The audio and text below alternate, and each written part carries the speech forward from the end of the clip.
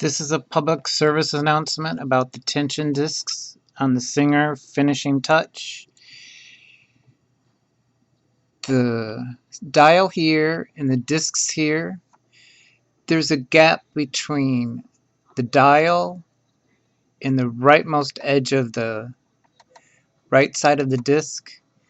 When you thread this machine or similar, make sure when you thread it that you get the string in between the tension discs here.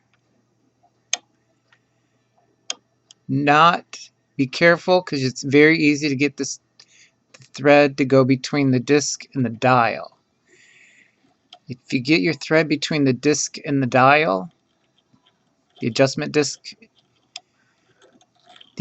dial and the disc, your stitches will not come out well at all. You have to make sure you get it in the tension discs.